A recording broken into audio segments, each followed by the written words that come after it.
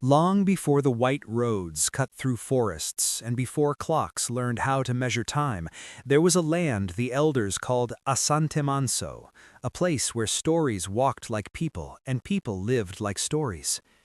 It lay between the slow-breathing river Tano and a chain of low hills that glowed red at sunset, as if the earth itself carried fire in its belly. The land was rich with cocoa trees, palm groves, and ancient odum trees, whose roots twisted like the fingers of old men holding secrets they would never release. In Asantemanso, the air itself listened. When a child cried, the wind bent closer. When a drum spoke, the spirits leaned in. And when a king ruled, the ancestors watched. At the heart of this land stood Kronke Palace, built not of stone but of hardened red clay and carved wood, its pillars etched with symbols older than memory, symbols of strength, balance, wisdom, and restraint. These were not decorations, they were warnings. For power, the elders always said, is like fire. It can cook your food, or it can burn down your house. King Ntim Gyakari was not born wicked. This is something the elders insist on whenever his name is mentioned around evening fires.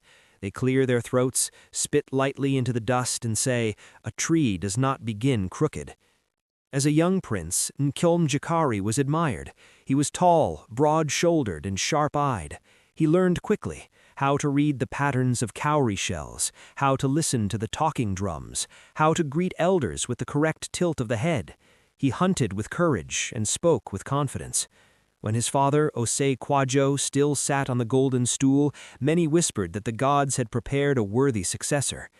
But there was something else in the prince's heart, something quieter and more dangerous than ignorance: impatience. Ntim Gyakari did not like waiting. He did not like being corrected. He did not like the slow rituals of consultation, libation, and silence that guided the kingdom's decisions. Where the elders said, "Let us ask the ancestors," he thought, "Why ask the dead when the living can decide?" Still, when King Osei Kwadwo joined the ancestors after a long illness, the land mourned sincerely. The talking drums spoke for 3 days and 3 nights, their deep voices rolling across villages and valleys. Ko, ko, ko, ko, ko. The tree has fallen. The tree has fallen. After the rites were completed and the sacred stool lowered from the ceiling, Ntim Gyakari was installed as king. He swore before Nyame, the sky god, before Asase Ya, the earth mother, and before the assembled ancestors, that he would rule with wisdom, justice, and humility. The people cheered, the drums danced, hope rose like morning mist. For a while, the king ruled well. But power, like palm wine, is sweet at first and dangerous when taken without measure. When the king stopped listening. It began with small things. A farmer complained that royal tax collectors had taken more yams than the law allowed. The elders advised investigation. The king waved his hand. "Do you doubt my men, or do you doubt me?" A hunter accused a palace guard of stealing ivory meant for the shrine. Again, the elders asked for time. Again, the king dismissed them. Too many voices weaken authority. Slowly, the council of elders, once the backbone of the kingdom, became decorations, present but powerless. The king surrounded himself with flatterers, men who nodded until their necks ached and laughed even when no joke had been told. The talking drums still spoke, but fewer people listened. Then came the decree that changed everything. On a Harmattan morning when the air was dry and the sun looked pale and tired, the king summoned the people to the palace square. Men, women, and children gathered, murmuring among themselves. Goats bleated, babies slept on their mothers' backs. The royal linguist stepped forward, staff in hand, and struck the ground 3 times. Silence fell. By the word of King Ntim Gyakari, all lands from the river Tano to the Red Hills now belong to the stool alone. No farmer may harvest without royal permission. No hunter may set trap without paying tribute. Those who disobey shall face the king's justice. A gasp ran through the crowd like wind through dry leaves. Land in Asantemanso was sacred. It was not owned, it was held in trust for the living, the dead, and the unborn. Even kings were caretakers, not masters. An old woman named Mame Afia, bent like a question mark, raised her hand. "Is the king greater than the ancestors?" she asked, her voice thin but steady. The square went cold. The king's eyes hardened. He said, "Remove her." That day, Mame Afia was beaten and driven from the square, and that day, fear took root. Signs and warnings. After the decree, strange things began to happen. The rains came late, then fell too hard, washing away seedlings. Fish disappeared from the river. A sacred bayabout tree split down the middle without wind or storm. Nightbirds cried during the day. Babies were born with silence in their throats, unable to cry for hours. The priests whispered of imbalance. The diviners cast cowries again and again, each time receiving the same message. The king's ear is closed. The land is angry. But Ntim Gyakari laughed when warned. He said, "Stories, old fears to control the young." He increased taxes, he seized farms, he punished dissent swiftly and publicly.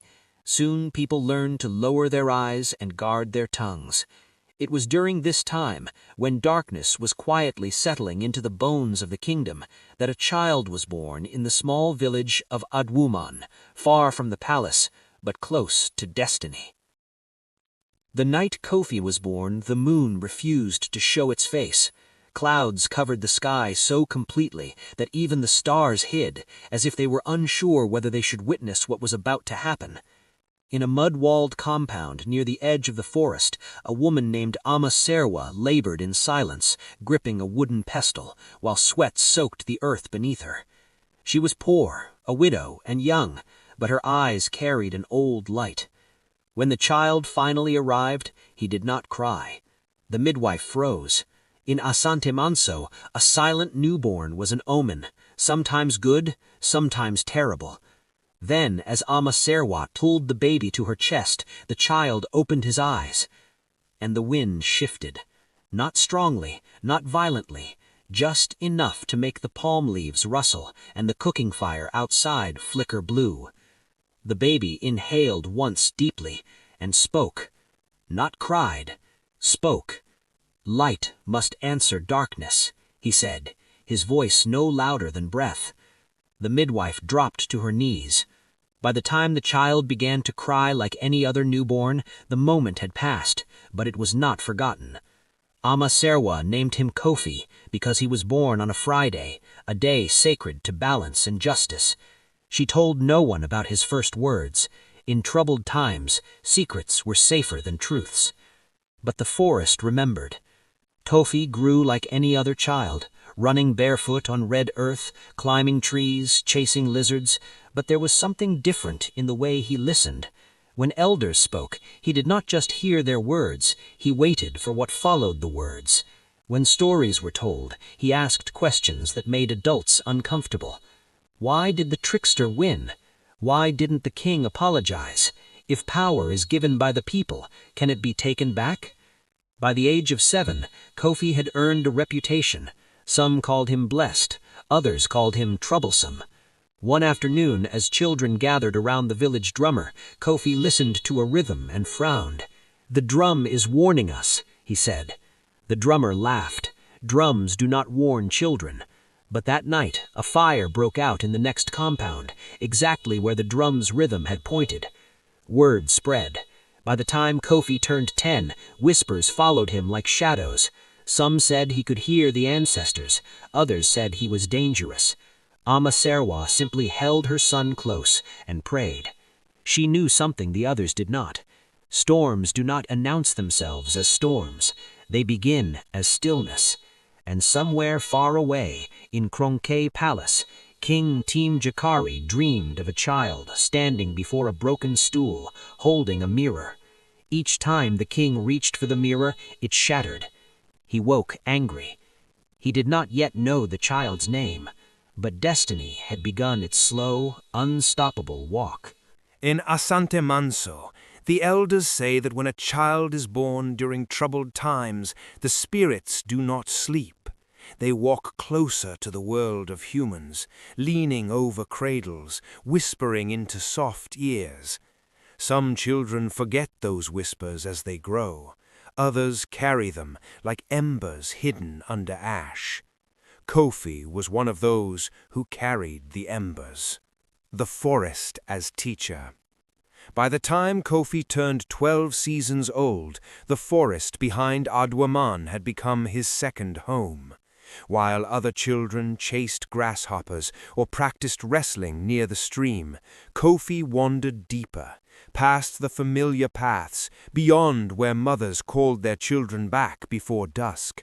The forest did not frighten him, it spoke.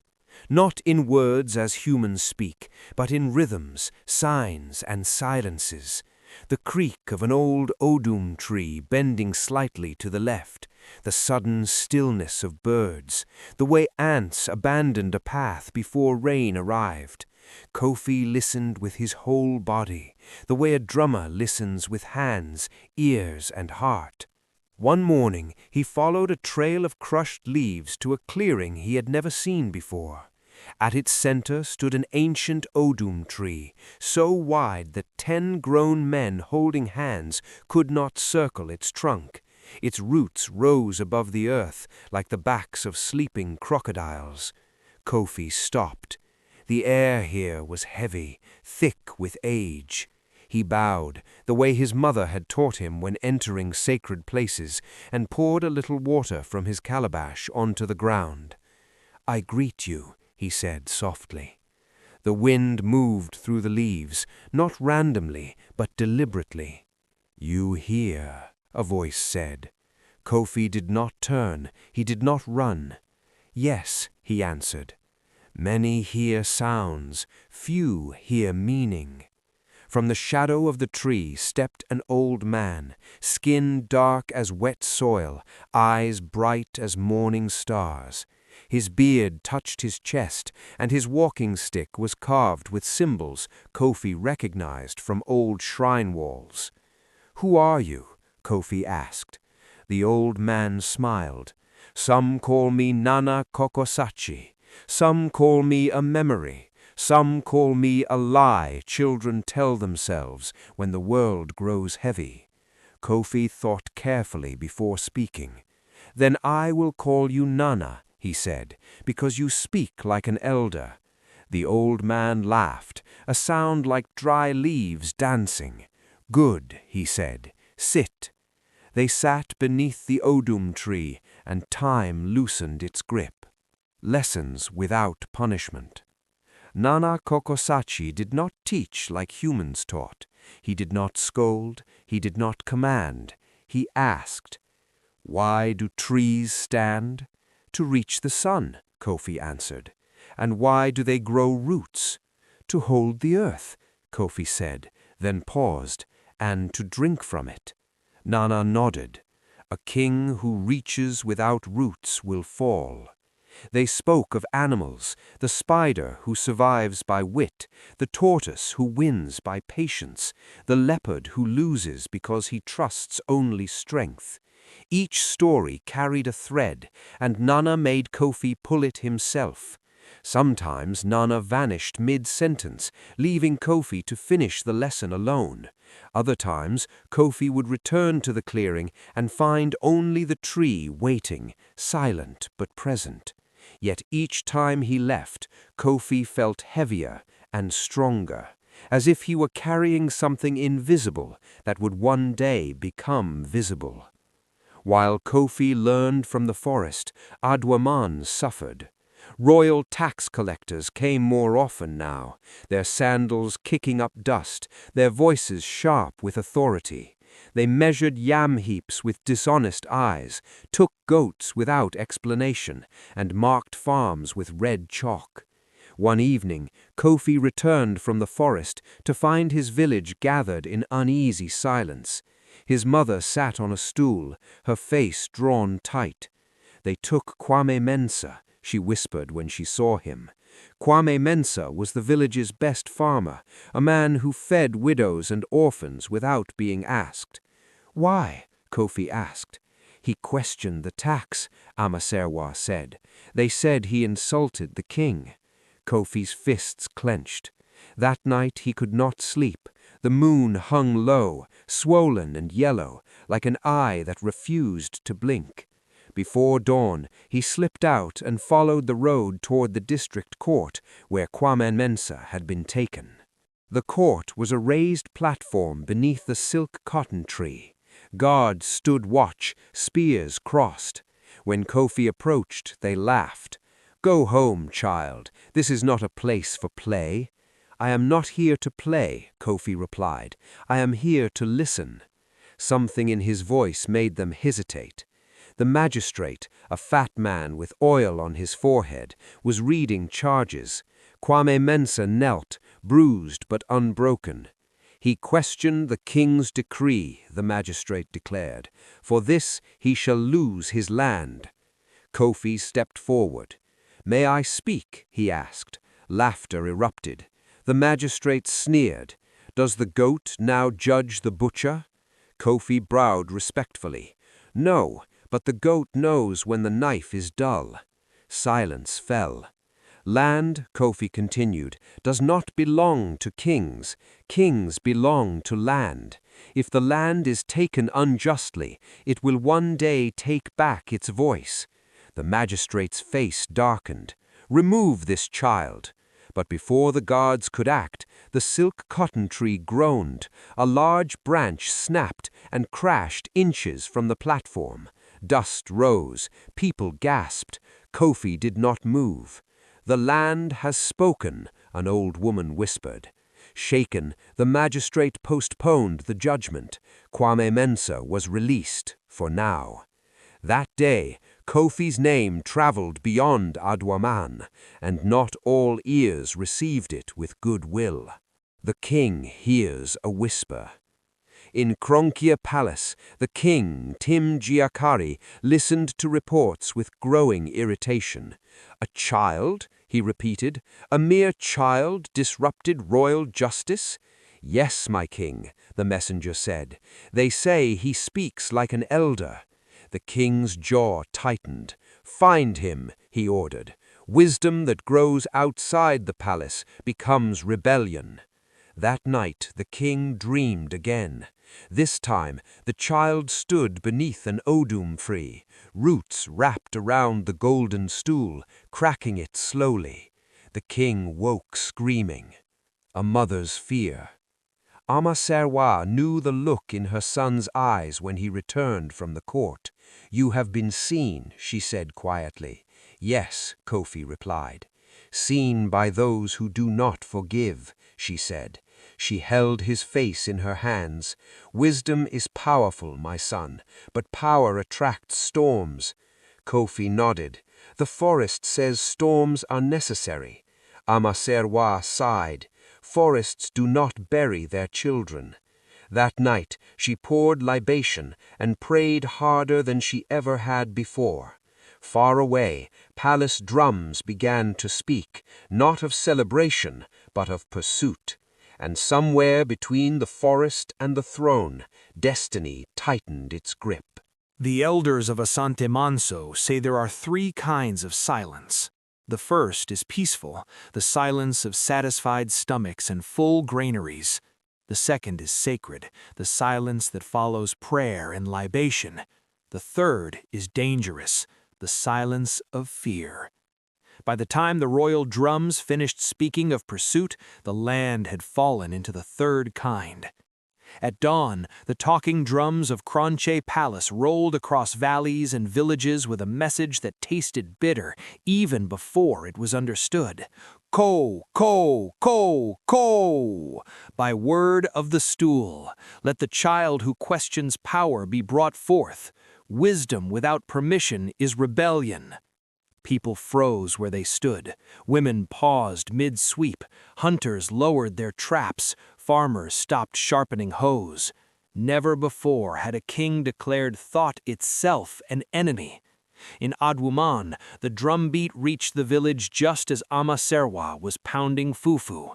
Her hands slowed, her pestle trembled. Kofi heard it too. "The king is afraid," he said calmly. Amaserwa turned sharply. "Fear makes men cruel. Cruelty makes men blind." She wiped her hands on her cloth and looked at her son as if memorizing his face. "You must leave," she said. Kofi shook his head. "Running teaches nothing." "Staying may teach death," she answered. Before either could speak again, dust rose at the edge of the village. They arrived on horses, something rarely seen in Adwuman, 4 soldiers in red cloth and leather armor, spears gleaming. At their head rode Captain Asamoah, a man whose loyalty to the king was known to be louder than his conscience. Villagers gathered, fear clinging to them like sweat. Captain Asamoah dismounted and unrolled a scroll. "By order of King Ntim Gyakari, the boy called Kofi is to be brought before the palace for questioning." No one moved. Amaserwa stepped forward. "My son is a child," she said evenly. "Children ask questions. That is how they grow." The captain's eyes hardened.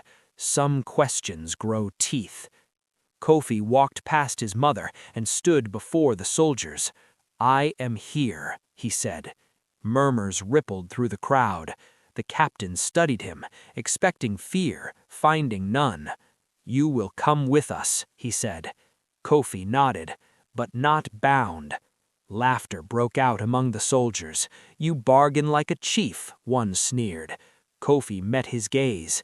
"Even goats are untied before slaughter." Something flickered in Captain Asamoah's eyes. Respect, perhaps, or unease. After a moment, he gestured. "Untied," he said, "for now." Amaserwa clutched Kofi's hand. "Remember who you are," she whispered. Kofi squeezed her fingers. "I am what the land needs me to be." And with that, he walked away from his village, escorted by men who did not yet understand that they were not leading him to his end, but to his beginning. The journey to the capital took 3 days. They passed villages stripped thin by taxes, farms marked with red chalk, and shrines neglected because offerings had been seized in the king's name. Everywhere they went, people stared at the boy walking calmly among armed men. Some spat in fear, some bowed in hope, some turned away, afraid even to be seen seeing him. At night, they camped by the road. Soldiers whispered stories around the fire. "They say the king once listened to elders," one muttered. "They say power rotted him," said another. Captain Asamoah said nothing. He watched Kofi, who sat slightly apart, staring into the flames. "What do you see?" the captain asked. "Fire, hungry when fed too much." The captain frowned. "You speak in riddles." "Only to those who do not listen," Kofi replied. That night, Captain Asamoah dreamed of a spear turning into a walking stick. He woke uneasy. Kranche Palace rose from the earth like a boast, larger than necessary, louder than tradition demanded. Its walls had been freshly repainted with symbols of conquest rather than balance. The ancestral carvings looked worn, ignored. As Kofi entered the palace square, he felt it immediately. The land was tired. The air was heavy, not with reverence, but with fear pretending to be respect. The royal court gathered beneath a great canopy. Chiefs sat stiffly. Elders avoided one another's eyes. At the center, on a raised stool, sat King Ntim Gyakari. He was older now, thicker around the waist, his eyes sharp but restless. Gold weighed his neck and wrists, but it did not make him lighter. "So," the king said, leaning forward, "you are the child who speaks like thunder." Kofi bowed, not deeply, not shallowly, correctly. "I speak like rain. Thunder only announces it." A murmur swept the court. The king smiled, but it did not reach his eyes. "Bold," he said. "Do you know why you are here? To remind you of something you forgot." Silence crashed down like a fallen tree. The king stood abruptly. "I have forgotten nothing." Kofi looked around the court. "Then why do elders no longer speak? Why do drums warn instead of praise? Why does the land groan at night? The king's face darkened. You accuse me in my own court. I question you. Accusing requires lies. Gasps echoed. King Ntim Gyakari raised his hand. Enough. Wisdom that challenges authority spreads poison. You will be made an example. He turned to his guards. Take him to the House of Silence. The House of Silence. The House of Silence was a low, windowless structure behind the palace, used rarely and spoken of softly. It was not meant to punish the body, but the spirit. Kofi was pushed inside. Darkness wrapped around him like cloth. Hours passed, or days. Time behaved strangely there. At first, Kofi listened to his breath. Then he listened beyond it. The walls whispered, not with voices, but with memories. The regrets of those who had been imprisoned there before, the fear of chiefs who had spoken once too often, the anger of kings who could not control truth. Kofi sat cross-legged and breathed. You are not alone, a voice said. He opened his eyes, though it made no difference.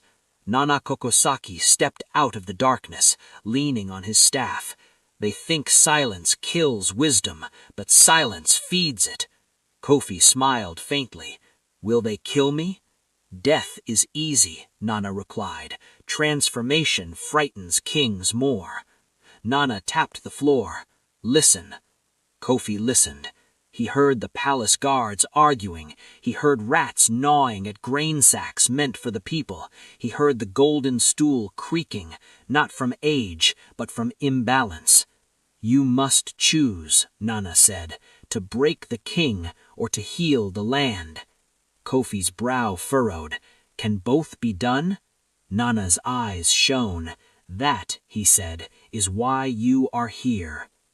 The next morning, Kofi was brought before the court again.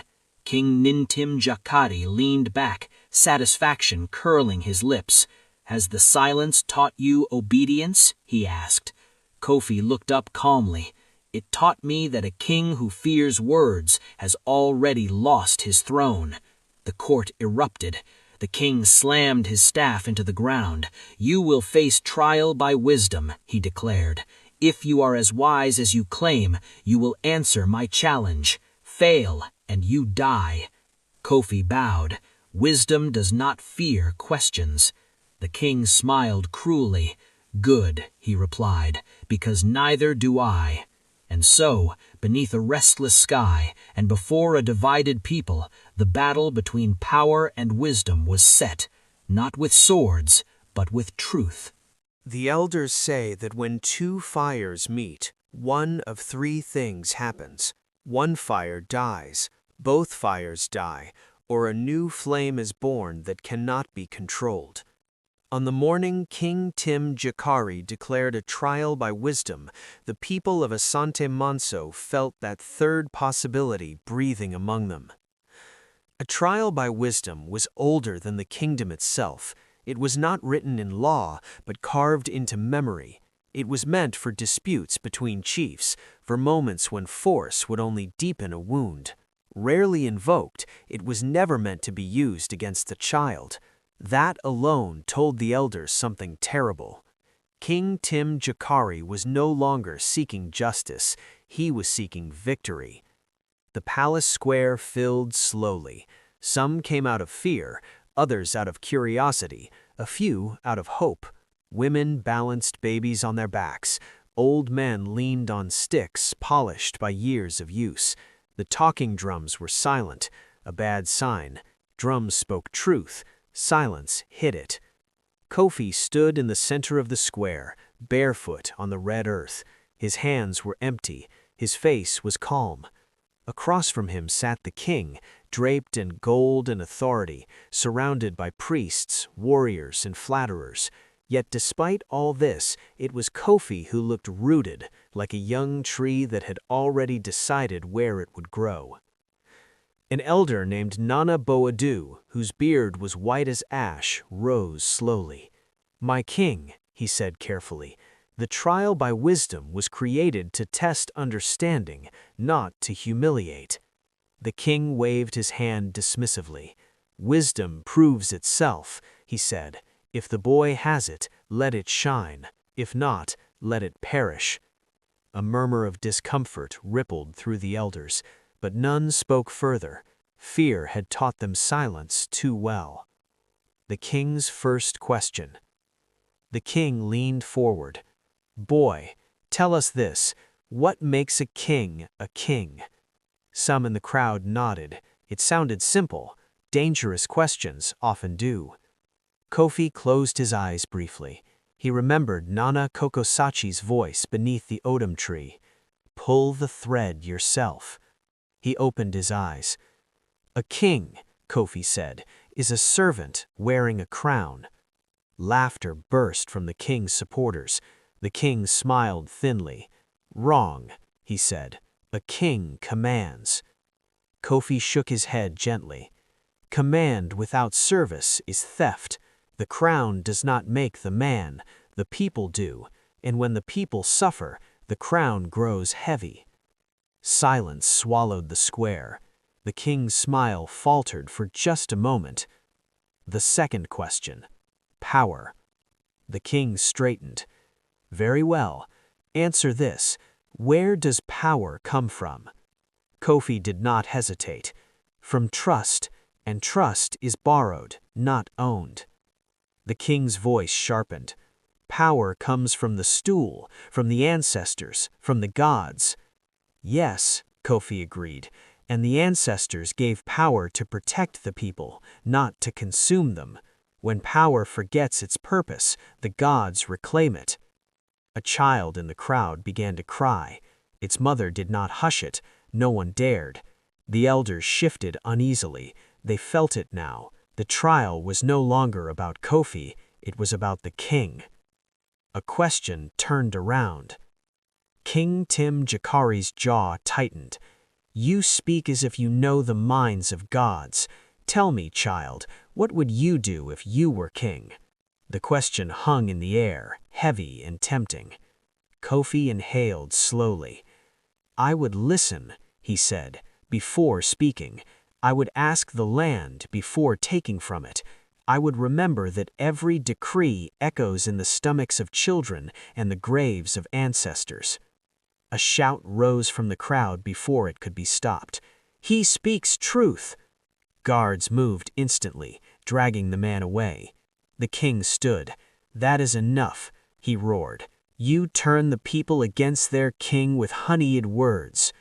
Kofi met his gaze. Words only turn people when truth pushes them, he said softly. The test of the calabash. The king's eyes flickered with something dangerous, panic. Bring the calabash, he ordered. A priest stepped forward carrying an old, cracked calabash filled with water. It was a sacred object used in ancient wisdom trials. This calabash represents the kingdom. It is filled with the people's trust. Tell us, why does it leak? The priest tilted it slightly. Water dripped on the ground. Kofi studied it carefully. Because it is cracked, he said. The king smiled triumphantly. And what caused the crack? Kofi looked up.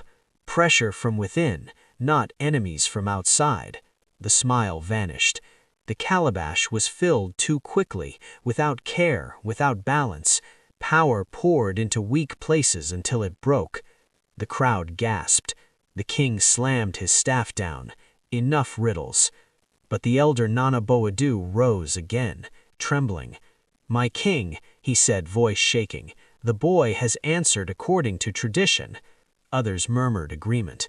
For the first time in years, the king realized something terrifying. He was losing control of the story.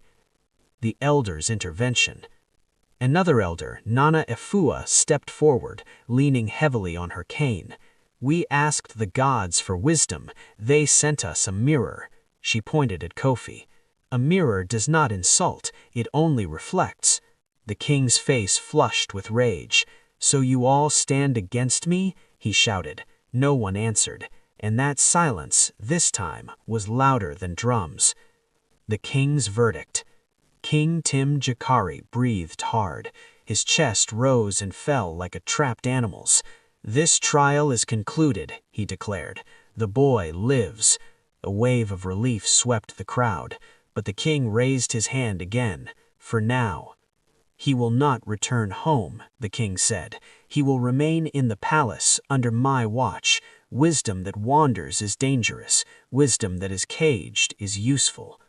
Kofi bowed slowly. "Cages teach birds the shape of the sky," he said. The king did not understand the warning. He thought he had won. Nightfall in the palace. That night, as Kofi was led to a small room within the palace grounds, the drums remained silent. The ancestors watched. The land held its breath. In his chamber, Kofi sat cross-legged and closed his eyes. "You survived," Nana Kokosachi's voice said from the darkness. "Yes," Kofi replied. "And now?" the old man asked. Kofi opened his eyes. "Now," he said, "the real trial begins." Far away, in his royal chamber, King Ntim Gyakari stared at the ceiling, unable to sleep. The boy's words echoed in his mind like stubborn drums. For the first time since taking the throne, the king felt something he could not command. Doubt. And doubt, once born, grows like a weed in cracked ground.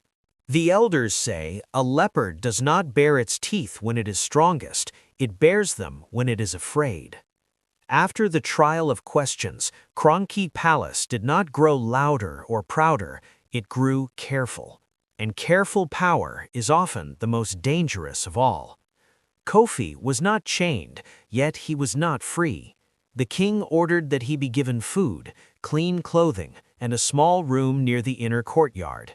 Servants bowed when they tasked him, but their eyes darted nervously, as if he carried a hidden fire that might leap at any moment. "Do not speak with him," Captain Asamoah warned the guards. "Do not listen to him," whispered the court attendants. "Do not anger the king," everyone reminded one another. But fear has ears of its own. Soon, people noticed things. When Kofi walked through the courtyard, quarrels fell silent. When he paused near the kitchens, cooks stopped cheating on measures. When he greeted palace slaves, he used their names, names many had forgotten they still had. "He looks at you as if you matter," one young servant girl whispered to another, and that, more than any insult, frightened the king. The king's unease. King Ntim Gyakari sat alone more often now. Gold surrounded him, but it no longer sang. The palace felt smaller, its walls pressing inward. He replayed the trial in his mind, hearing the crowd's murmurs, seeing the elders hesitate. They listened to him, the king thought. A child. He summoned his chief diviner, Okomfo Adu, a man with scarified cheeks and eyes clouded by visions. "Tell me the truth," the king demanded. "What do the spirits say about the boy?" Okomfo Adu cast cowries. They scattered, refusing order. "The spirits are divided," he said slowly. "Some say the boy is a mirror. Some say he is a knife." "Which?" the king snapped. Okomfo Adu swallowed. "Mirrors become knives when smashed." The king dismissed him with a wave, but the words followed him like flies. That night, the king dreamed of a palace built on water. Each step caused cracks to spread beneath his feet. Ahead, a child stood, holding a calabash, refusing to pour. The king woke, drenched in sweat. Lessons behind walls. While the king wrestled with fear, Kofi learned the palace. He listened to corridors the way he once listened to forests. Walls, he discovered, had memories too. In the evenings, Nana Kokosaki appeared as if summoned by thought. The palace is a forest of another kind. Predators wear cloth instead of fur. Kofi nodded. "I hear them breathing." Nana taught him differently now. "How do you move among those who fear truth?" "Gently," Kofi replied, "and when they strike, stand still. Their own force will reveal them." Meanwhile, Kofi spoke little. When asked questions, he answered simply. When insulted, he smiled. Silence, he had learned, was also a language. King Ntim Gyakari decided to test the boy, not with words, but with temptation. He summoned Kofi to the throne room. "You are wise," the king said, feigning warmth. "Wisdom should be rewarded." He gestured, and servants brought gifts: fine cloth, gold rings, a small pouch heavy with cowries. "Serve me," the king continued.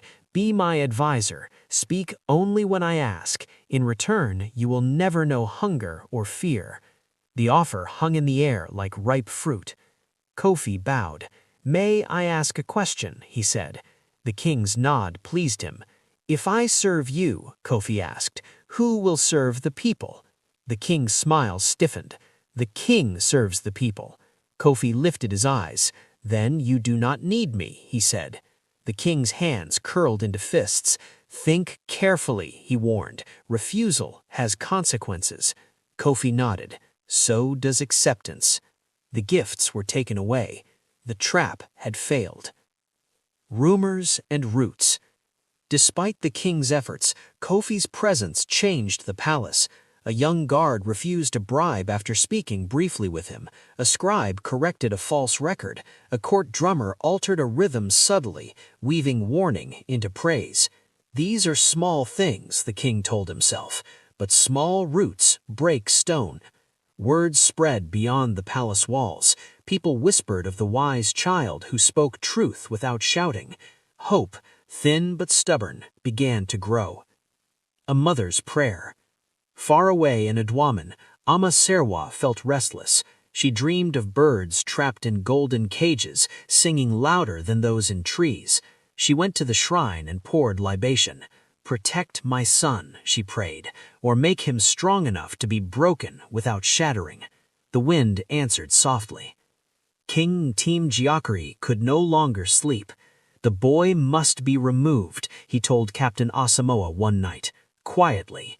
The captain hesitated. "The people watch him, my king." "All the more reason," the king replied. "An idea grows dangerous when it breathes." Captain Asamoah bowed, but his heart was heavy. The night of the drum. That same night, the talking drums, silent for weeks, spoke suddenly. Not loudly, not joyfully. They spoke in the old warning rhythm, a rhythm used only when blood threatened wisdom. Kofi sat up in his room, listening. Nana Kokosaki appeared, eyes grave. "The leopard has decided to bite," he said. Kofi rose calmly. Then the forest must answer. Outside, guards approached.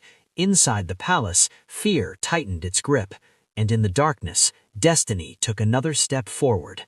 Quiet, unstoppable, and already too close to turn back. The elders say that when a drum beats in the dead of night, it is not calling people, it is calling truth. On the night King Ntim Gyakari chose silence over justice, truth refused to sleep. Kofi heard them before they reached his door, not with his ears alone, but with the deep listening Nana Kokosaki had taught him, the listening that felt vibrations in the chest and meaning in the air. 4 sets of footsteps, heavy, careful, afraid. "They come to end a story," Nana whispered, emerging from the shadows. "Stories do not end," Kofi replied softly. "They change tellers." The door creaked open. Captain Asamoah stood there, spear lowered, eyes troubled. Behind him, 3 guards shifted uneasily. "Kofi," the captain said quietly, dropping formalities. "You must come with us." Kofi nodded. "Where?" "Beyond the palace walls," Asamoah replied. "Orders from the king." "Alive?" Kofi asked. The captain hesitated. That was answer enough. Kofi turned, picked up nothing, and walked forward. "Then let us go," he said. The escape that was not planned. They moved through shadowed corridors, avoiding torches. The palace slept uneasily, like a beast dreaming of being hunted. As they reached the outer gate, a sudden wind rose, stronger than harmattan, colder than rain. Torches flickered and died. The talking drums spoke again. not from one place, but many. Ko. Blood does not silence truth. What is this? One whispered. Captain Asamoah looked around, heart pounding. This is not planned. Kofi stopped walking. This is choice, he said. Before anyone could react, a deep rumble shook the ground. The palace gate groaned, its wooden beams splitting with a sharp crack. Panic erupted. "Run!" someone shouted. Kofi did not run. He turned to Captain Asamoah. "You can still decide who you are." The captain's spear trembled. Then slowly, Asamoah lowered it. "Go, before I forget myself." Kofi bowed deeply. "You will remember this night." He stepped through the broken gate as chaos swallowed the palace behind him. The forest opened. Outside the palace, the forest waited, not passively, not silently. Branches bent aside, paths revealed themselves where none had been before. Night insects fell quiet as Kofi entered, as if making room for something important. Nana Kokosachi walked beside him now, solid as any living man. "You are no longer a guest," Nana said. "You are hunted." Kofi breathed deeply. "Then the land must hide me." They moved swiftly, guided by instinct older than roads. Behind them horns sounded, torches flared. The king's men poured out of the palace like ants from a broken mound. King Ntim Gyakari stood on his balcony, watching torches scatter into the forest. "Find him!" he roared. "Bring me his head!" Fear had hardened into hatred. "He embarrasses me, a child," the king hissed. Okongfu Adu stood beside him, face pale. "My king, this path ends badly." The king turned on him. "Then walk away." Okomfu Adu bowed and left, his loyalty cracking like old clay. Trials of the forest. The forest did not offer easy refuge. It tested Kofi. Thorns tore at his skin. Streams swelled suddenly, blocking paths. Strange cries echoed, some animal, some not. At one point, Kofi stumbled into a clearing where eyes glowed from the darkness. "Why do you enter uninvited?" a voice growled. A leopard stepped forward, muscles rippling. Kofi bowed. "I come chased by injustice," he said. "I carry no spear." The leopard studied him, then turned away. "Pass," it said, "but remember, strength that does not protect becomes prey."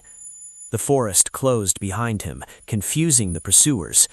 Many guards became lost, some turned back, a few never returned. By dawn, Kofi reached a hill overlooking the land. Mist rolled like breath across valleys and villages. Nana Kokosachi stood beside him. "You could disappear, become legend instead of flesh," Nana said. Kofi shook his head. "Legends do not feed the hungry." "You could gather warriors," Nana continued. "Fight power with power." Kofi looked down at the farms below. "That would spill blood that does not belong to the king." Nana smiled faintly. "Then you choose the hardest road." "Yes," Kofi said. "I choose to return." Nana raised an eyebrow. "To the palace?" "No," Kofi replied. "To the people." Seeds of resistance. As the sun rose, Kofi descended the hill and walked towards villages not yet broken by fear. He spoke quietly, carefully, never naming himself a leader. "Ask questions," he told them. "Share what you have. Listen to elders again." He healed small disputes. He exposed dishonest officials with patience, not accusation. He reminded people of old laws the king had ignored. Hope spread, not like fire, but like water, finding every crack. The king feels the shift. Reports reached Kronkia Palace. Villages delaying taxes, elders speaking openly, drums changing rhythm. King Ntim Gyakari smashed a calabash against the wall. "He lives," he growled. "Yes," a messenger said, "and the people listen." The king's hands shook, not from age, but from the knowledge that power once questioned never fully returns. That night, Kofi slept beneath an odum tree far from the palace. The stars watched him like old friends. Nana Kokosachi stood guard. "You are no longer just wise, you are dangerous," Nana said. Kofi smiled gently. "Only to those who fear truth." Far away, the king planned his next move, and in the space between them, Asantemanso held its breath, waiting to see whether wisdom could survive the full weight of power. The elders say that a river does not flood because it wants to destroy homes. It floods because it has been blocked for too long. By the time Kofi's footsteps had touched more than 10 villages, the people of Asantemanso were beginning to overflow with something they had almost forgotten they possessed: their voice. Kofi did not announce himself as a savior. He did not climb platforms or raise fists. He sat on low stools, under trees, beside cooking fires. He listened more than he spoke. And when he spoke, he asked questions. Why did this law exist before? Who benefited when it was obeyed? Who suffers now that it is broken? People answered at first with shrugs, then with memories, then with anger sharpened by clarity. In the village of Nkwanta, elders gathered at dawn for the first time in years, reopening a council house that had been locked out of fear. In Baposo, women refused to give up grain meant for children, standing together in silent defiance. In Kumfi, the talking drum was cleaned, repaired, and taught its old warning rhythms again. None of this carried Kofi's name openly, but everyone knew. In Kronkia Palace, messengers came and went like anxious birds. "My king, the elders are meeting without permission. My king, taxes are delayed. My king, the drums." "Silence the drums," King Ntim Gyakari roared. "They are many, my king," a captain replied cautiously. The king's authority still stood, but it was thinning like cloth worn too often. Orders were obeyed slowly now. Guards asked questions. Chiefs delayed responses. Power, the king realized, was not disappearing, it was leaking. Captain Asamoah had not slept well since the night of Kofi's escape. He dreamed of broken gates, of spears turning into walking sticks, of a child's calm eyes following him through smoke. Guilt pressed on him heavier than armor. When ordered to lead a new patrol to hunt Kofi, Asamoah hesitated only briefly. "I will go," he said. But in his heart, he was no longer sure who he was meant to capture. The gathering at Ananse Hill. Word spread quietly of a meeting at Ananse Hill, a place where storytellers once gathered before kings feared stories. People came at dusk, farmers, hunters, traders, elders, and youths. No weapons were raised, no banners flown, only listening. Kofi stood beneath a twisted silk cotton tree, the same tree where old stories said Ananse himself once argued with death. "I did not call you here to fight, I called you to remember." He spoke of old agreements between kings and people, of older laws than crowns, of balance. A king who breaks balance breaks himself, but the land does not need revenge, it needs correction. An old chief stepped forward. "What do we do, child?" Kofi answered simply, "Stand together, speak together, refuse to forget together." A murmur grew, not loud, but steady. Agreement. That night, shrines across Asantemanso stirred. Priests reported strange signs, libation poured itself deeper into the earth, ancestral stools creaked, sacred fires burned blue. The ancestors were no longer watching quietly, they were leaning in. Nana Kokosaki appeared beside Kofi as the crowd dispersed. "You were awakening something old," Nana said. Yes, something patient. And dangerous, Nana added. Truth always is, Kofi replied calmly. The king's final mistake begins. King Ntim Gyakari, desperate to reassert control, made a proclamation meant to crush dissent. All village councils are suspended, the royal linguist announced the next morning. Only the king's word shall stand. The effect was not fear, it was laughter, soft at first, disbelieving, then bold. People had tasted their voice again. It was not easily taken back. March without weapons. In 3 villages, people walked to the local courts, not to attack, but to sit.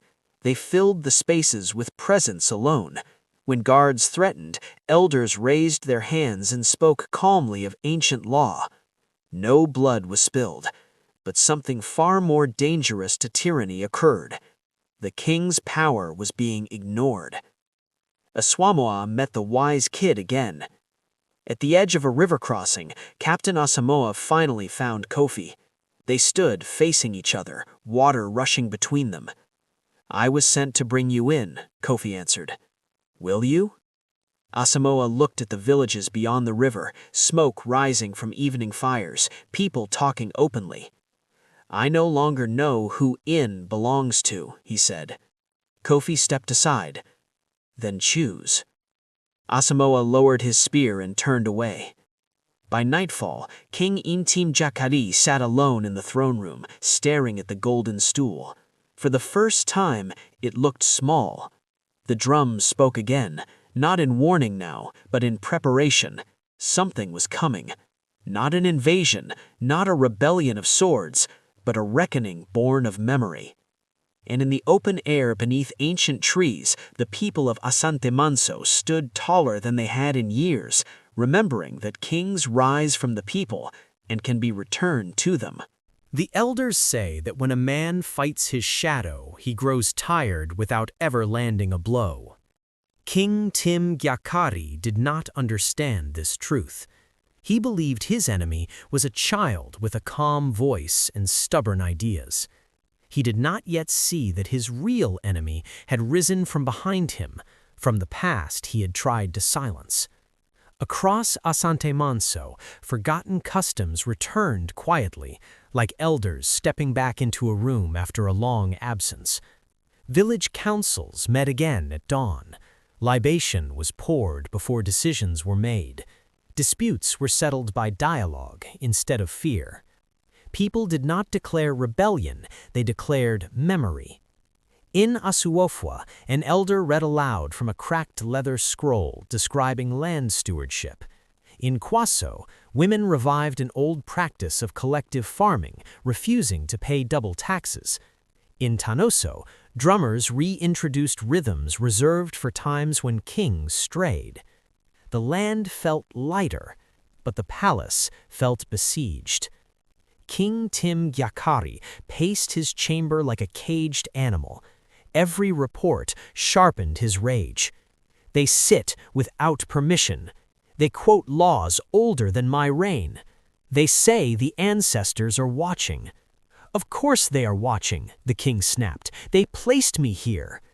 But even as he spoke, doubt coiled around his certainty. He summoned chiefs who still pledged loyalty. Fewer came. Those who did stood stiffly, eyes guarded. You will enforce my decrees, the king commanded. One chief bowed slowly. My king, he said, the people ask questions I cannot answer with force. The king dismissed him with a furious gesture. You are weak, he muttered. But when the chamber emptied, the word echoed back at him. Desperate to reclaim control, King Ntim Gyakari ordered the preparation of the rite of authority, an ancient ritual meant to reaffirm a king's divine right to rule. It had not been performed in generations, reserved only for times when legitimacy itself was questioned. Sacred drums were summoned, white cloth was hung, a bull was chosen for sacrifice. Okomfo Adu, the chief diviner, hesitated. My king, he warned, the right binds ruler and land. If balance is broken, I am the balance, the king interrupted. The diviner fell silent. News of the planned rite spread quickly. Among the people, it did not inspire awe, it inspired concern. Kofi's uneasy listening. Kofi felt the disturbance before he heard the news. The earth beneath his feet seemed restless. Birds suddenly scattered from trees. That night, Nana Kokosaki appeared with a grave expression. The king seeks to bind the land to his will, not to heal it, but to cage it. Kofi frowned.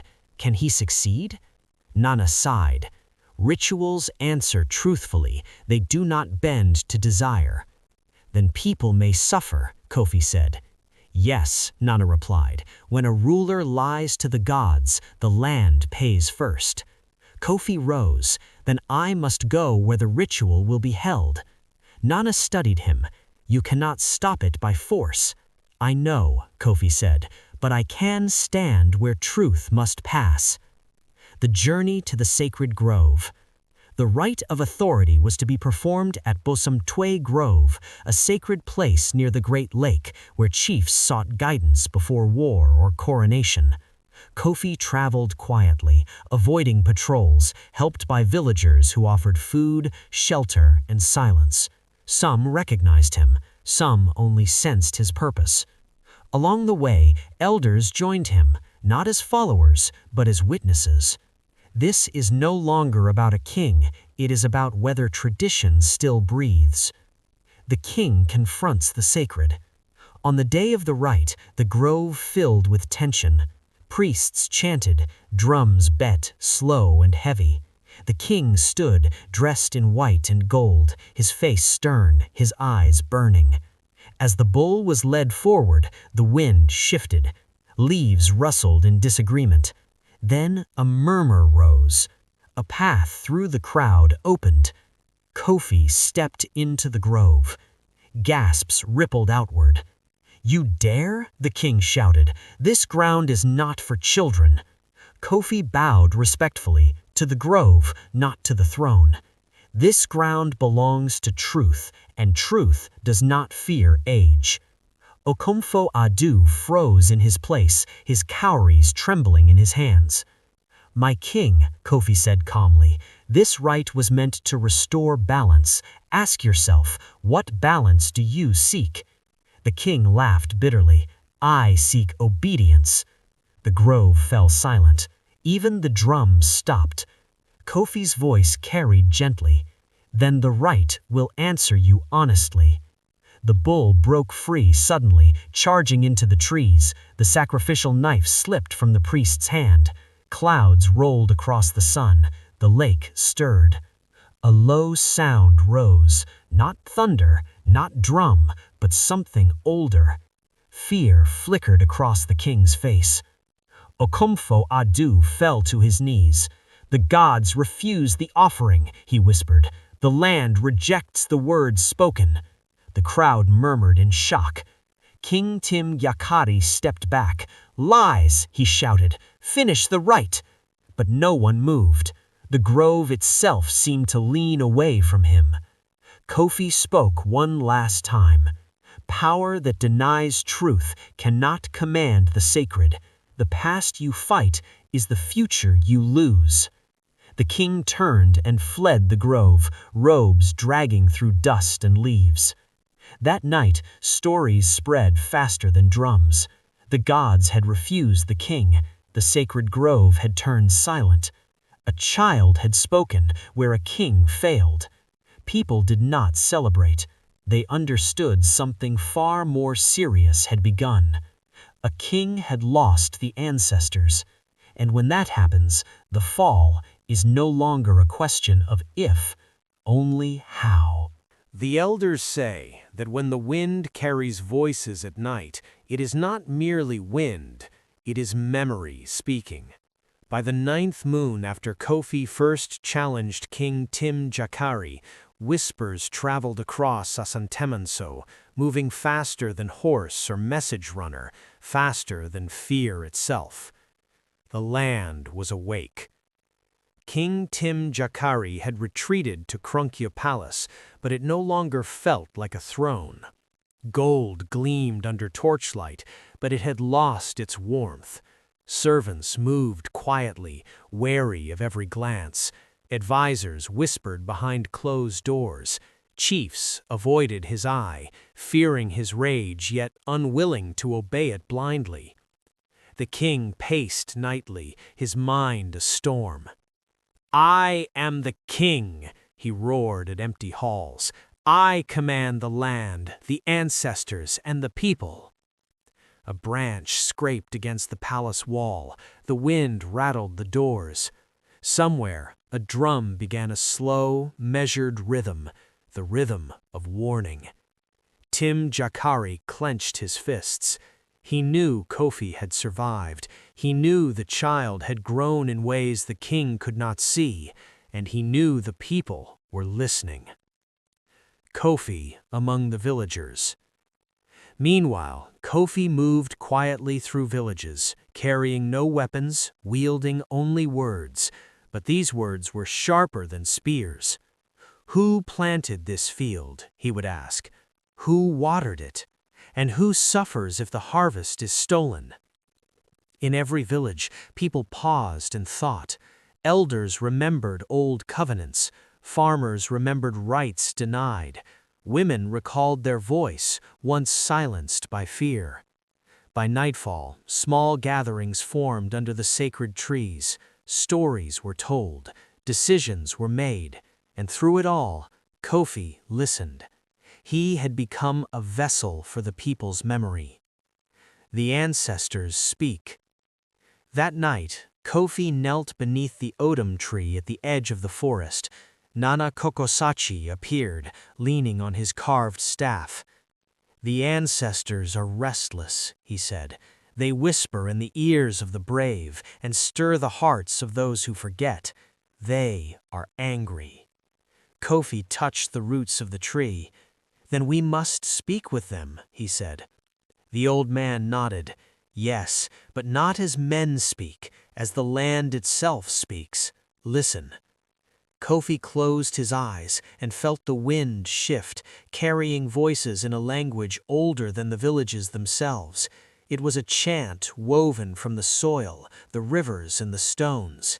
Each whisper told a story: kings who had fallen, elders who had guided, children who had remembered. And in the center of these stories, a message emerged.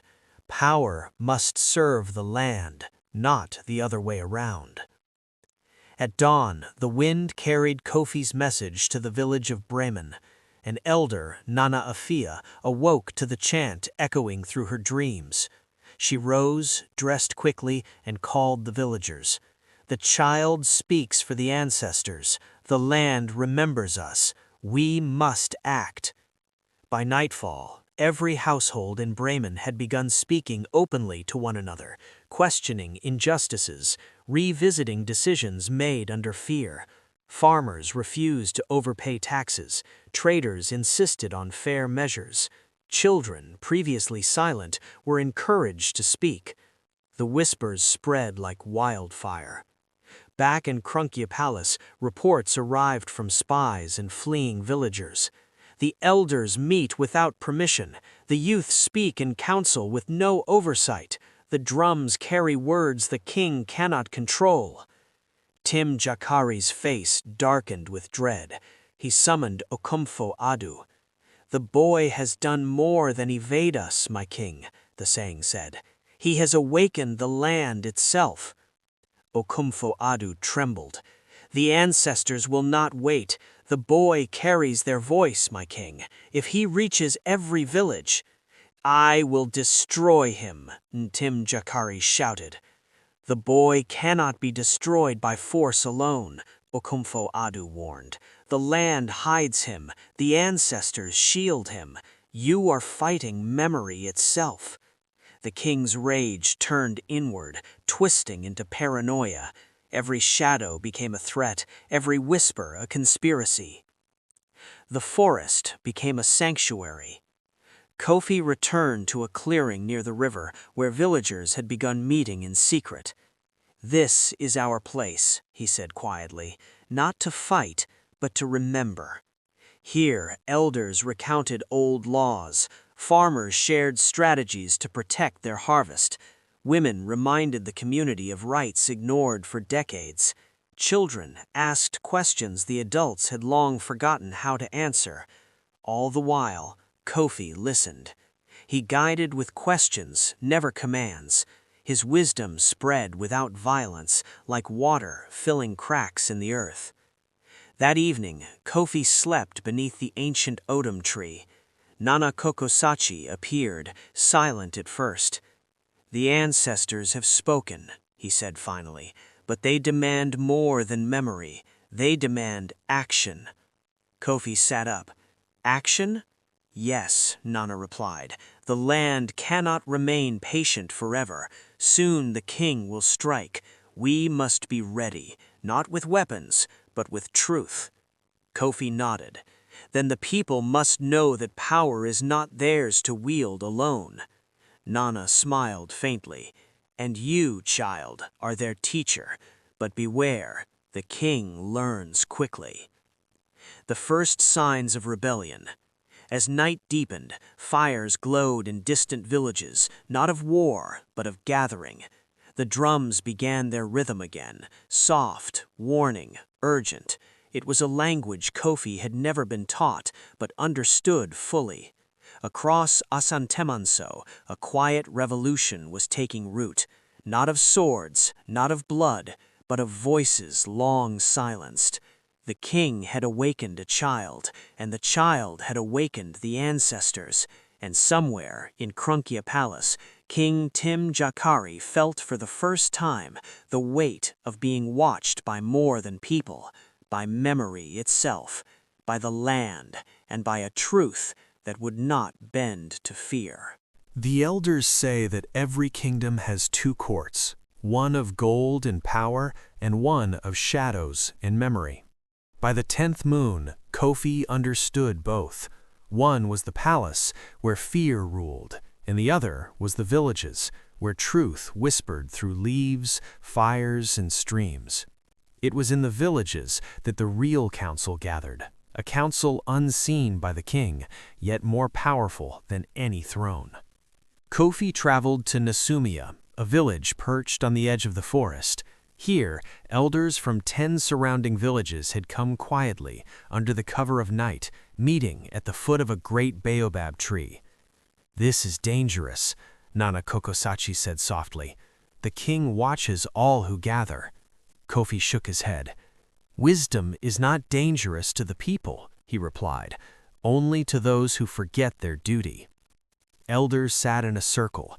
Their faces were marked by age, worry, and the memory of justice ignored. One by one, they spoke. "The taxes take more than they give. Disputes are punished, not resolved. The ancestors have not been consulted for years." Kofi listened, then spoke. "Then we must remember together, not for revenge, not for power, but for balance." The elders murmured in agreement. Some hesitated, their fear of the king still strong, but others nodded firmly, feeling courage return like water rising to a parched root. The plan without violence. Kofi did not ask them to take up arms. Violence, he had learned from the forest, often blinds the wise. Instead, he asked, "What if we speak so clearly, so calmly, that even the king cannot ignore us?" Elders exchanged glances. One voice may be silenced, but many voices cannot be stopped. Kofi smiled. "Then we speak in councils, we act in villages, we listen to the land. Let the king find us if he can. Truth will hide and travel faster than his soldiers." That night, the council agreed. They would teach again, remind again, and gather wisdom from the people. They would weave invisible threads of memory and law through every village, every market, every path. Back in Krunkia Palace, the king felt the shift. Reports came of elders meeting at night, villagers refusing illegal taxes, and markets quietly enforcing old measures of fairness. "I am still king," he shouted at the walls. "They cannot rise without my command." But deep in his chest, doubt had taken root. He could not see Kofi directly, but he felt the child's presence everywhere, in whispered words, in stilled markets, in the hesitation of loyal men. He called Captain Asamoah once more. "Find the boy. Bring him, alive or dead." Asamoah hesitated. "The boy is not merely a child. He carries the land with him." The king's eyes blazed. "Then you will carry me with him." Meanwhile, Kofi moved among villages, never staying long in one place. In Biposo, he reminded farmers of old harvest laws. In Kumfi, he spoke to children, teaching them the names of rivers, hills, and sacred sites so they would know their land, even when kings sought to rewrite history. In Tanoso, he helped elders recall ancient decisions that had once brought balance between chiefs and people. Wherever he went, he left invisible threads, threads that whispered to memory, justice, and courage. People did not follow him blindly, they remembered their own power. That night, Kofi slept beneath the stars. Nana Kokosachi appeared beside him, leaning on his staff. "The ancestors are pleased," he said. "You do not lead by command, but by awakening memory." Kofi touched the earth. "And the king?" "He fights shadows," Nana replied, "but the shadows now have light." A wind rose, carrying voices, whispers from every village, every elder, every child who had remembered their rights. The voices were not loud, but they were persistent, weaving together like threads into a tapestry the king could not unravel. Kofi rose before dawn. The forest seemed to lean toward him.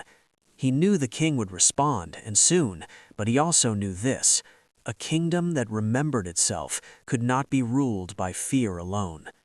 He turned to Nana Kokosachi. "The king will strike, but not all will fall into fear." The old man nodded.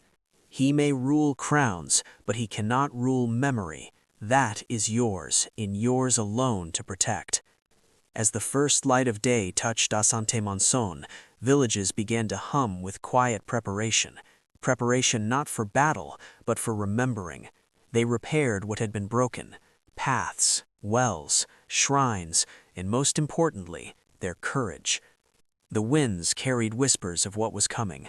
The king would act, the people would respond, and at the center of it all, the wise child stood ready, not as a leader to be followed, but as a spark that reminded everyone of the flame within themselves. The elders say that a crown is heavy not because of gold, but because it carries the weight of eyes unseen and ears unheard. By the 11th moon, King Ntim Gyakari felt that weight crushing him from within. He ruled a kingdom that seemed to breathe without his command. Everywhere he turned, whispers followed, eyes measured, and the memory of the past stared him down. Kronkie Palace, once a fortress of certainty, had become a house of shadows. Advisors no longer smiled blindly. Guards hesitated. Chiefs delivered reports with caution, and even the priests of the palace muttered prayers of fear. "The boy grows bolder," a young chief whispered. "Every village he passes remembers its laws. The people no longer bend." King Ntim Gyakari pounded his golden staff. "Then I will crush him," he shouted. But even as the words left his mouth, they sounded hollow. The king realized something he had never known. He was losing more than obedience. He was losing belief. He summoned Captain Asamoah once more. "Find him," the king demanded. "Bring him to me." Asamoah bowed. "My king, he is not hiding in one place. He moves with the people." The king's eyes narrowed. "Then burn the villages." Asamoah hesitated. "The people will remember, my king. Fire cannot erase memory." Ntim Gyakari's face turned crimson. "Then I will have the boy, or the kingdom will suffer." Far from the palace, Kofi moved quietly from village to village. His presence was subtle, but potent. He did not give orders, he reminded elders of forgotten covenants, helped women resolve disputes over land and resources, and taught children the names and stories of rivers, hills, and sacred sites. Each village he visited became a node of memory, a place where the king's fear could not penetrate. At Adwoman, Kofi sat beneath the same odum tree where his journey began. Villagers gathered around him. "The king seeks to crush us," he said quietly, "but fear is a shadow. Shadows cannot exist in the sun. Remember what the ancestors taught you. Stand in truth, and the shadow cannot touch you." The people listened, hearts stirring, remembering courage long buried. The first strike. King Ntim Gyakari did not wait. Under the cover of darkness, soldiers descended on Kumfie. Torches lit the night, axes struck gates, and horses' hooves tore the earth. Villagers fled or hid, but the soldiers demanded submission. Kofi arrived moments later, unarmed, stepping into the chaos. "Why do you strike the land you claim to serve?" he shouted. The captain in charge paused. Kofi's eyes were calm, steady, unwavering. The soldiers faltered. "Power that destroys its own people destroys itself. Do you not see what you carry?" Whispers began among the villagers, first hesitant, then bold. "He speaks truth. Stop! Stop!" The soldiers hesitated. The king's order lost weight under the gravity of collective memory. The whisper of ancestors. That night, Kofi knelt beneath the odum tree once more. Nana Kokosaki appeared. "The ancestors watch," the old man said. "They do not strike, but they guide. They whisper warnings." Kofi listened. The wind carried voices of the past, warnings to kings, guidance to the people, and prayers for balance. "They will act through us, not for us," Nana said. "Yes, we only need to remember, speak, and hold the land in truth." And so, by the next morning, villagers had gathered again, this time openly. They repaired what the soldiers had destroyed. They spoke of fairness, of old laws, of rights long forgotten. They told stories of the king's cruelty and of the child who reminded them of their power. No swords were drawn, no fires burned, but the king felt it. He felt the people's attention slipping away from his commands. Captain Asamoah reported cautiously, "My king, they do not resist with force, they resist by remembering." King Ntim Gyakari's hands shook. For the first time he realized that power based on fear alone is fragile. Kofi moved from village to village, each day planting seeds of memory and courage. Villagers no longer whispered in fear, they spoke openly. They enforced fairness quietly, corrected mistakes calmly, and reminded each other of the laws that even the king had once respected. At night, Kofi met with Nana Kokosaki. "The king grows desperate," Nana said. "His shadow will stretch farther, strike sooner, but the people's memory is stronger." Kofi nodded. "We prepare not to fight, but to endure. Truth is patient, it outlasts fear." And so, as the 11th moon waned, Asantemanso stood at a threshold between the tyranny of gold and the promise of memory, between the fear of a king and the courage of the people. The land waited, the ancestors whispered, and the child who spoke truth moved steadily, like a river carving its course, knowing the final reckoning was approaching. The elders say that when a river swells after a long dry season, it does not ask permission. It carries everything in its path. By the 12th moon, Kofi's influence had become that river, swelling through every village, every path, every heart in Asantemanso. King Ntim Gyakari felt the swell, and he knew, though he tried to hide it, that the tide was turning. The king sat alone in the throne room, golden light glinting off his ornaments, yet unable to warm the chill inside him. Reports arrived constantly, villagers refusing to pay taxes, elders holding councils without royal permission, children reciting old stories and questioning laws, and priests performing ceremonies without consulting the palace. He banged his golden staff on the floor. "Enough!" he shouted. "The boy and his people will kneel. They will obey." Okomfo Adu, trembling, warned him, "My king, the ancestors themselves have turned toward the boy. They guide the people, not your throne. If you strike them now, the land itself will curse you." "Then I will strike carefully," the king snapped. "Strike and make it appear as law, not tyranny." The festival of the ancestors. But the people were ready.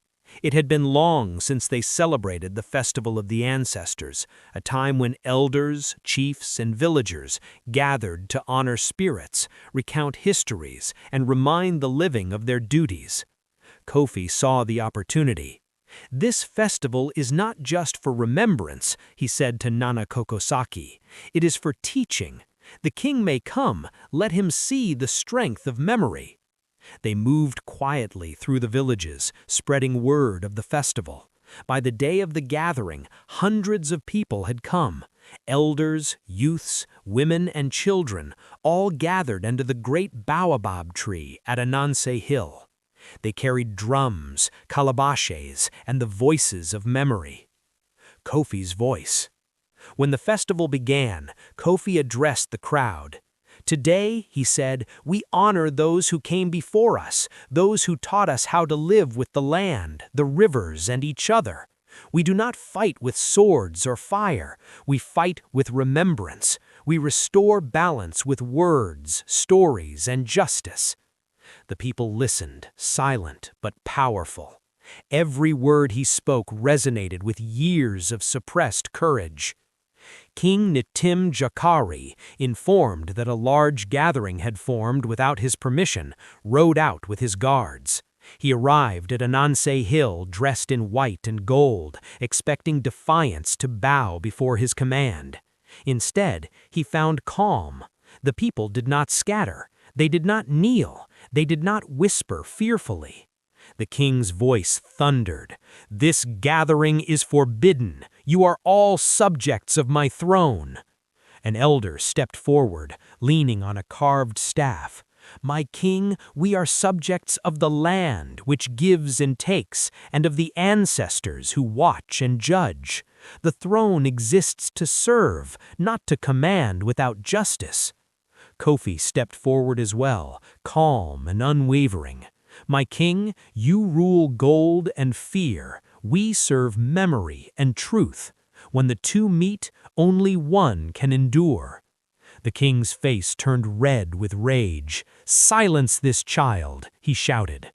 The crowd remained still, but the talking drums, repaired and taught by villagers, sounded in rhythm, warning, calling, awakening. The challenge of the throne. Kofi walked toward the king, unarmed. "The throne is yours," he said, "but its power is borrowed from the people and the ancestors. Force will not restore it if you break their trust." The king raised his staff to strike, but something in the crowd's unity stopped him.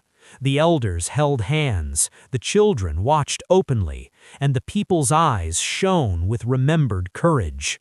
"Strike," Kofi said quietly, "and you strike yourself, not us." A hush fell over the hill. Even the wind seemed to hold its breath. Suddenly, the sacred drums of Ananse Hill beat louder, faster, carrying an ancient warning rhythm. Doom, doom, doom. The king's men looked around, uneasy. The priests of the festival chanted, calling the ancestors' attention. The air grew heavy, trees swayed without wind, the lake in the distance rippled. Okomfo Adu fell to his knees. "My king, the ancestors themselves will not be ignored. They speak through the people." The king faltered.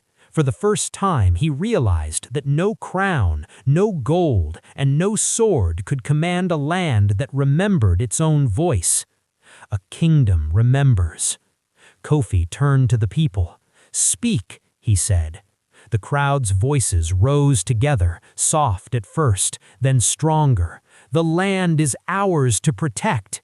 The ancestors guide us. Truth cannot be silenced." The king staggered, overwhelmed. Every decree he had issued was meaningless against a chorus of memory and courage. For the first time, King Ntim Gyakari felt powerless.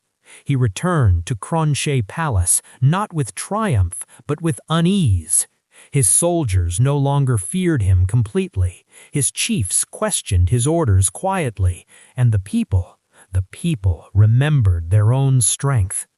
Kofi, standing beneath the baobab, watched the king's retreat. Nana Kokosaki approached. "The river has reached its flood stage. The king's shadow will recede, but he will not surrender easily." Kofi nodded. "Then we must continue, not with arms, but with memory, truth, and patience." And so the festival of the ancestors ended, not with a crown triumphant, but a kingdom awakened. The tide had risen.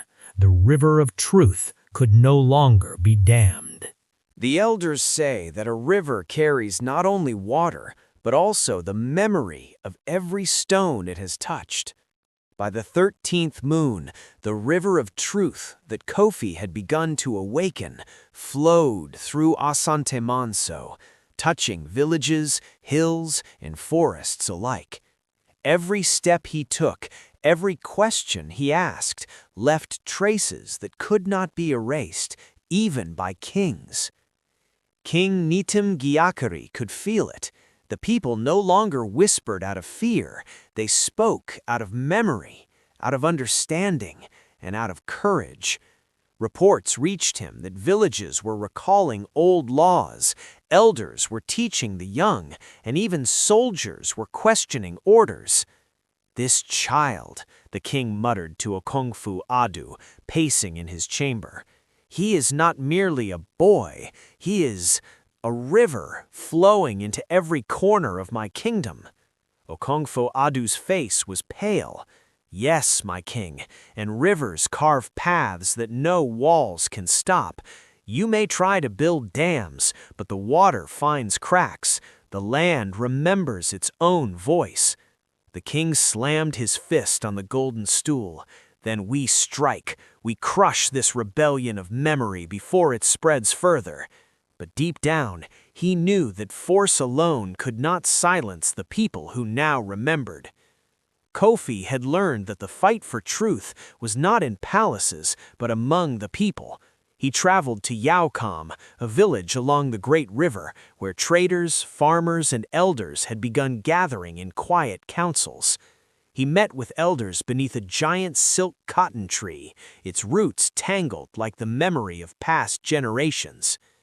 "The elder will strike next," Kofi said, "but the river flows and it cannot be stopped. He can threaten us, but he cannot erase what we remember." An elder, Nana Kofi Asante, nodded. "We have taught the children, we have reminded the adults. Our voices are no longer whispers, they are the river itself." Kofi smiled. "Then we act, but with patience. Truth moves slowly, but its current cannot be resisted."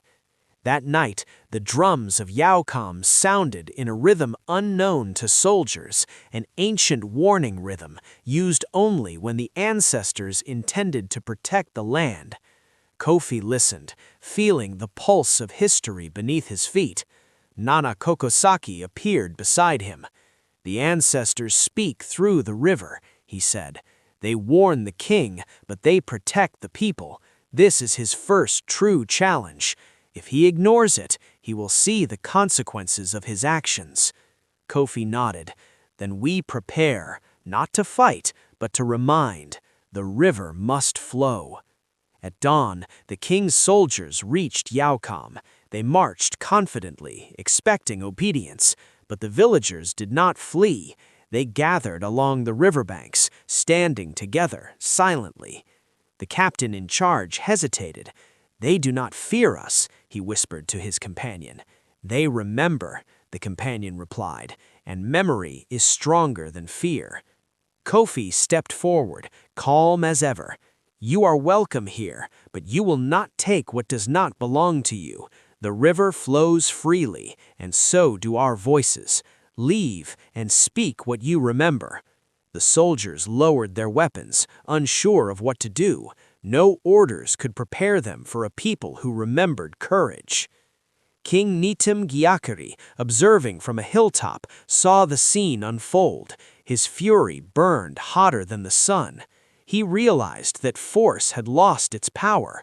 Every threat, every patrol, every decree was met with memory, courage, and unity. "I am king," he shouted. "Obey me." But the river of truth had already entered the minds and hearts of the people. They did not obey blindly. They remembered, and memory gave them strength. Kofi turned to the villagers. This is not victory. It is a reminder. The river flows because it remembers its path. The land remembers its laws. The ancestors remember their duty. We must protect what we remember. Villagers nodded, understanding. Farmers, elders, traders, and children all felt the same truth. Power taken by fear cannot endure when memory flows freely. By nightfall, the soldiers returned to the palace, reporting the impossible. The villagers had not resisted, yet they had not yielded. The king could not comprehend it. "The child," the king muttered, "he moves like water. I cannot hold him. I cannot hold them." Okongfo Adu bowed. "Perhaps, my king, it is time to remember that even a crown must serve the land, not the other way around." The king's eyes burned, but the truth had begun to root. The river of memory, courage, and law had entered every village, and Kofi had become more than a child. He had become the current that carried Asantemanso towards justice. Kofi and Nana Kokosaki watched the river from the banks. "The tide rises," the old man said. "Soon it will reach the palace." "Yes," Kofi said, "and when it does, the king will see that power is borrowed, not taken. He will see that the land cannot be ruled by fear alone." The river flowed past them, unstoppable, carrying the voices of ancestors, elders, children, and farmers alike. And in its current, the kingdom held its breath, waiting for the final reckoning. The elders say that when the land remembers, even kings must bow. By the 14th moon, the memory of Asantemanso was like a river swollen beyond its banks, flowing into every village, forest, and hill. Kofi had become the guide of this river, and its current carried more than water. It carried truth, courage, and the weight of generations long silenced. King Ntim Gyakari sat on his golden throne, but the gold no longer felt heavy in a way that symbolized power. It felt like chains. Reports from scouts and messengers had grown darker each day. Villagers were refusing to pay taxes. Elders openly criticized royal decrees. Talking drums across the kingdom were carrying messages of remembrance. Even soldiers hesitated to enforce orders. "The boy has taught them courage," the king muttered, gripping his staff. "No crown can command a land that remembers itself. No spear can pierce a people's memory." Okomfo Adu, bowing low, spoke softly. "My king, the river of memory flows faster than any army. It cannot be blocked, only acknowledged." Ntim Gyakari slammed his fist on the throne. "Then I will break it," he shouted. "I will burn villages. I will punish elders. I will crush him." But even as he spoke, doubt had begun to take root in his chest. Kofi had spent months walking among the villages, speaking with elders, children, women, and farmers. He had taught them not to fight with swords, but with memory. He had shown them that the land, the ancestors, and their own voices were more powerful than fear. Now the villages were ready. In Asufua, Beposo, Kumfie, and Yaukum, people gathered quietly but firmly. They carried no weapons, yet every step they took was deliberate. They repaired fields damaged by neglect, rebuilt homes, and reminded one another of ancient laws and customs. At the center of each village, drums began to beat, a rhythm older than the king himself, a rhythm of warning, a rhythm of truth. Kofi stood at Ananse Hill, looking over the valley. Fires glowed in distant villages, not of war, but of gathering. Smoke spiraled upward, carrying prayers and songs. He could feel the river of memory growing stronger with each breath, each voice, each remembered law. Nana Kokosaki appeared beside him, leaning on his staff. "The river is ready," he said. "The king cannot stop it now. He can resist, but he cannot erase what the land remembers." "Yes," Kofi said, "we do not seek vengeance, we seek truth. The king will learn, or the land will remind him." Ntim Gyakari ordered soldiers to march on Yaukum. He expected fear and obedience. Instead, they met silence, unity, and courage. Villagers stood along the riverbanks, refusing to yield, refusing to flee. Their voices, joined in songs and chants of memory, filled the air. Kofi stepped forward calmly. "You came to enforce fear," he said, "but the river flows freely. You cannot dam it. Return to the palace and tell your king, memory cannot be silenced." The soldiers hesitated. Their weapons felt heavy, their commands hollow. One by one, they turned back, uncertain, as if the land itself refused to obey. At night, the ancestors stirred in every village. The sacred fires burned brighter. Libations spilled themselves deeper into the earth. Talking drums bet without hands. Nana Kokosaki whispered to Kofi, "The ancestors remind the king that a throne is only as strong as the people it serves. He may cling to gold, but the river will claim him if he resists the land." Kofi nodded. "Then we let the river rise. It will teach more than words ever could." Desperate, King Ntim Gyakari rode through the villages, demanding obedience, threatening punishment, and attempting to reclaim control. But the people no longer feared him. Their voices rose in unison, repeating ancient laws, telling the stories of kings who had ruled justly and those who had fallen. Every threat he made was met with calm remembrance. Every order was answered with silence or a quiet question that exposed the injustice of his rule. The king realized for the first time that he was no longer the master of Asantemanso. The land, the people, and the ancestors had become his masters. Kofi and Nana Kokosaki watched from the hills as villages spread their voices outwards, converging towards Krunkie Palace. The river of memory flowed fast now, unstoppable, touching every corner of the kingdom. Nana said, "Soon the king will see himself as the people see him. Soon he will have no choice but to learn humility." Kofi looked at the palace in the distance. "We do not strike him. We allow the land and the people to speak. The flood does the work, and we guide only where necessary." The people, emboldened by Kofi's guidance, began their final march, not with anger, but with memory. And so, as the 14th moon reached its zenith, the kingdom of Asantemanso waited, breathless. The river of truth had reached the gates of the palace, carrying the voices of ancestors, elders, children, and farmers alike. No gold could stop it, no sword could hold it back. The flood of memory had come to reclaim the land. The elders say that when the sun rises over a kingdom and no shadow remains, it is not the light that is victorious, it is truth. By the 15th moon, the river of memory, guided by Kofi, had flowed through every village, every path, and every heart in Asantemanso. The land had awakened, and King Ntim Gyakari's reign of fear was at its final reckoning.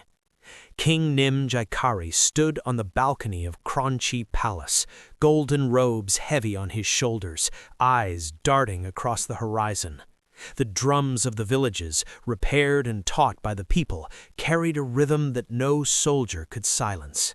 The elders and children had come together, and the air was filled with songs of justice, courage, and memory. "My kingdom!" the king shouted, pounding his staff. "I am your king! Obey me!" But obedience had fled. The people no longer feared him. They remembered their ancestors, their laws, and their power. Okomfo Adu fell to his knees beside the throne. "My king, the land has spoken, the people have spoken, the ancestors have spoken, only you remain deaf." The king trembled. He had ruled with gold and fear, but those tools had failed him.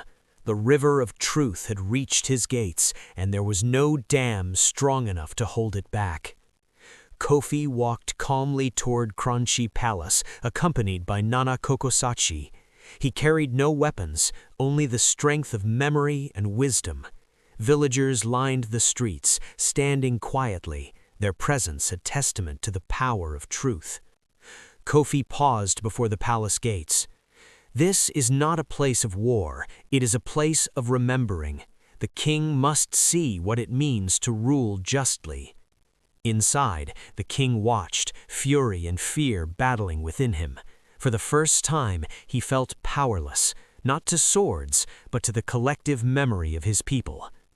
Kofi stepped forward. "My king," he said, voice steady, "the throne you sit on is borrowed from the people and the ancestors. Power taken through fear is fragile. Obeying memory is strength. Refusing it leads only to ruin." The king's hands shook as he gripped his staff. "You dare speak to me, child?" he demanded. "I dare speak truth.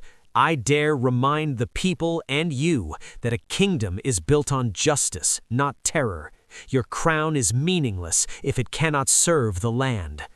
Outside, the villagers' voices rose in unison. Justice, memory, truth. The golden throne seemed smaller now, hollow, without respect, without the land's blessing. Ntim Gyakari fell to his knees, not out of obedience, but out of recognition. He had ruled through fear and broken the balance between king and people. Now, the people, guided by Kofi, had restored that balance. I understand," the king whispered, voice trembling. "I have ruled poorly. I see now. The land, the ancestors, the people, they are greater than gold and fear." Kofi nodded. "It is never too late to learn, my king, but you must serve, not command, rule with justice, not terror. Only then can your reign endure." Okomfo Adu spoke softly. "The ancestors forgive those who remember their duty." The people watched silently, waiting for the king's next words. In the days that followed, King Ntim Gyakari worked to rebuild trust. He returned confiscated lands, listened to elders, respected the wisdom of councils, and honored the memory of the ancestors. Villages thrived, disputes were resolved peacefully, and the river of truth flowed through Asantemanso freely. Kofi, however, did not stay as a ruler. He remained a guide, a teacher, and a reminder of what courage, wisdom, and memory could achieve. He traveled between villages, ensuring that the people never forgot their power, their voice, or the lessons of history. Years passed. Kofi grew, but he never lost the humility and clarity that had guided him since childhood. He became known as the wise kid who taught kings, a figure of legend and truth. Children learned from his stories, elders consulted him, and the land itself seemed to flourish under his quiet guidance. The elders say that even today, when the wind carries voices through the forests of Asantemanso, it is not only the wind, it is memory speaking. It is the legacy of a child who reminded a kingdom that power belongs to those who serve, not those who demand obedience. King Ntim Gyakari ruled no longer through fear, but through justice. and Kofi's name, whispered through every village, every river, and every tree, became a symbol of courage, wisdom, and the unbreakable bond between a people and their land. The elders remind us, gold may glitter, swords may strike, but only truth and memory endure. And in Asantemanso, the people had remembered. The river of truth had flooded every heart, and the kingdom would never be the same. Kofi smiled beneath the odum tree, listening to the winds of the ancestors. The kingdom was alive, not through fear, not through force, but through the quiet, unstoppable power of wisdom.